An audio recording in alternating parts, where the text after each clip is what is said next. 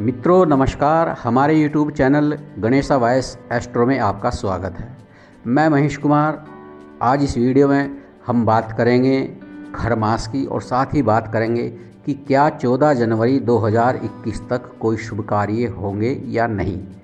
Video पर आगे बढ़ने से पहले आपसे आग्रह है कि यदि आपने अभी तक भी हमारे चैनल को सब्सक्राइब नहीं किया है तो कृपया चैनल को सब्सक्राइब करें। बराबर में दिए गए बेल आइकन के बटन को भी अवश्य दबा दीजिए ताकि हमारी हर नई वीडियो का नोटिफिकेशन आपको मिलता रहे। मित्रों, यह वीडियो चंडीगढ़ के निवासी विद्वान ज्योतिषाचार्य मदन गुप्ता सपाटू द्वारा दी गई जानकारी के आधार पर तैयार किया गया है। तो मित्रों चलिए बढ़ते हैं और जानते हैं कि क्या 14 जनवरी 2021 तक शुभ कार्य होंगे या नहीं।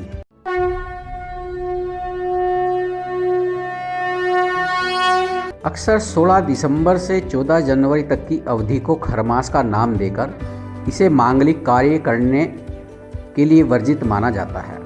इस बार तो 10 दिसंबर से ही विवाह आदि के मुहूर्त समाप्त हो गए और अब 24 अप्रैल 2021 से ही विवाह आदि शुरू होंगे। वैदिक ज्योतिष और भारतीय परंपराओं का सदा वैज्ञानिक आधार रहा है। ज्योतिष खगोल विज्ञान का फलादेश है। वर्ष में सूर्य की 12 संक्रांतियाँ होती हैं। इन 12 राशियों पर सूर्य की स्थिति रहती है। एक मास तक एक राशि पर रहने के बाद सूर्य दूसरी राशि में प्रवेश करता है। इसमें 2 संक्रांतियों पर सूर्य बृहस्पति की राशि पर रहता है। ये धनु और मीन राशियां हैं। ज्योतिष शास्त्र के अनुसार जब सूर्य की स्थिति बृहस्पति राशि पर होती है तो बृहस्पति का तेज समाप्त हो जाता है। मांगलिक कार्यों के लिए 3 ग्रहों के बल की आवश्यकता है। ये ग्रह हैं सूर्य, चंद्रमा और बृहस्पति। इनमें किसी भी ग्रह के बल में न्यूनता होने पर मांगलिक कार्य अवरुद्ध हो जाते हैं। खरमास के महीने में बृहस्पति के बलहीन होने से समस्त शुभ कार्य नहीं किए जाते हैं। इसी प्रकार जब महीने में चंद्रमा के अत्यंत सन्निकट आ जाता है तो उस समय भी शुभ कार्य और शुभ मुहूर्त का अभाव रहता है। यह स्थिति प्रत्येक महीने में अमावस्या के आसपास देखा जाता है। मार्गशीर्ष को अर्क ग्रहण भी कहते हैं। अर्क ग्रहण का अपभ्रंश अर्घ ग्रहण और पोष का संगम है खरमास। जब सूर्य धनु राशि में आ जाता है तो खरमास शुरू हो जाता है। दक्षिणायन का आखिरी महीना ही खरमास होता है। मकर संक्रांति से देवताओं का दिन शुरू हो जाता है। इस दिन खरमास समाप्त हो जाता है। सूर्य 16 दिसंबर 2020 को वृश्चिक राशि की यात्रा समाप्त करके धनु राशि में आ गए हैं और अब खरमास का समापन 15 जनवरी 2021 को होगा। पौराणिक मान्यता के अनुसार खरमास में किसी भी तरह के मांगलिक और शुभ कार्य नहीं किए जाते हैं। सूर्य के कारण बृहस्पति निस्तेज हो जाते हैं, इसलिए खरमास में सभी शुभ कार्य जैसे विवाह, मुंडन, गृह प्रवेश आदि नहीं किए जाते हैं, क्योंकि शुभ कार्यों के लिए बृहस्पति का साक्षी होना आवश्यक है। क्योंकि धनु बृहस्पति की आग्नेय राशि है और इसमें सूर्य का प्रवेश विचित्र, अप्रिय और अप्रत्याशित परिणाम का सबब बनता है। मनुष्य ही नहीं, हर प्राणी की आंतरिक स्थिरता नष्ट हो जाती है और चंचलता घेर लेती है। अंतर्मन में नकारात्मकता प्रवेश करने लगती है। इस मास में किसी भी नए कार्य की शुरुआत करना उत्तम नहीं होता है।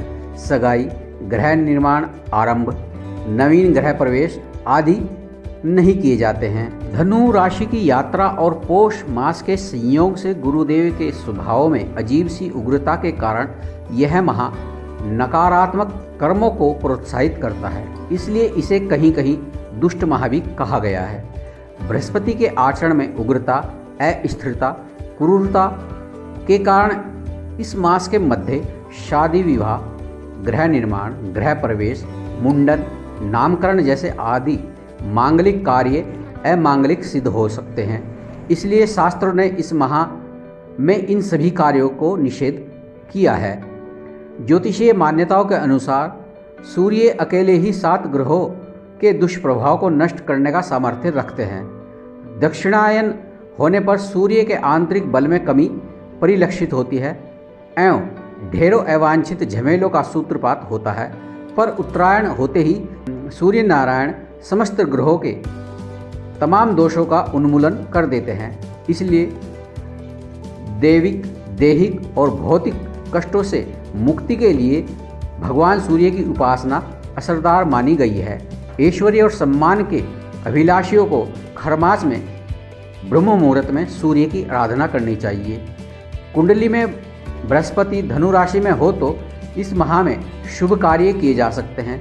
नियमित किए जाने वाले शुभ कार्य या धार्मिक अनुष्ठान में खरमास का कोई बंधन नहीं होता, अतः इस प्रकार के कार्य आप इस माह में कर सकते हैं। सीमांत, जात कर्म और अन्नप्राश आदि क्रम पहले से ही तय होने पर इस अवधि में किए जा सकते हैं। कोर्ट मैरिज में किसी प्रकार से खरमास बाधक नहीं बनता, अतः कोर्ट मैरिज हो सकती है। अपवाद स्वरूप भूमि, वाहन, प्रॉपर्टी, वस्त्र आदि सब प्रकार के विवेकानुसार खरीद सकते हैं। एक मास तक जीवन की दिनचर्या बंद नहीं की जा सकती। यदि कार या कोई अन्य वाहन खरीदना है तो 18, 20, 27, 30 दिसंबर के अलावा नए साल 2021 में 6 या 8 जनवरी को इन चीज़ों को आप अपने घर ला सकते हैं। मकान, फ्लैट, जमीन आदि के क्रय करने का काम इस वर्ष के अंतिम दिन और नववर्ष पर 3, 4, 8, 9 और 12 जनवरी को किया जा सकता है। बिजनेस में कोई प्रचार प्रसार या नया एंटरप्राइज 17, 24 तथा 27 दिसंबर को भी किया जा सकता है। मित्रों, अब बात करते हैं कि खरमास में क्या करना चाहिए। खरमास में सूर्योदय से पहले उठना चाहिए, स्नान आदि करके भगवान का स्मरण करना चाहिए। ब्राह्मण, गुरु, गायें एवं साधु सन्यासियों की सेवा करनी चाहिए। सूर्य देव की उपासना करनी चाहिए। भगवान विष्णु की पूजा विशेष फलदायक मानी गई है। भगवान श्री कृष्ण की उपासना और सूर्य देव की पूजा करने से विशेष लाभ प्राप्त होता है।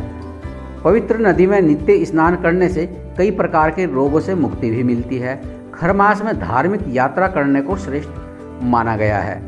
इस अवधि में ओम नमो भगवते वासुदेवाय नमः का जाप जरूर करना चाहिए। इस काल में पीपल का पूजन भी करना चाहिए। जिन लोगों को किसी प्रकार की बाधा का सामना करना पड़ रहा है, उन्हें खरमास की नवमी तिथि को कन्याओं को भोजन करवाकर उपहार अवश्य देना चाहिए। मित्रों, ये थे खरमास से जुड़े कुछ उपाय की जानकारी जो हमने आपको दी। आपको हमारा यह वीडियो कैसा लगा, कृपया करके कमेंट बॉक्स में अपनी प्रतिक्रिया अवश्य दें। अगली वीडियो में नए सब्जेक्ट, नए उपायों को लेकर फिर से हाजिर होंगे। तब तक के लिए धन्यवाद।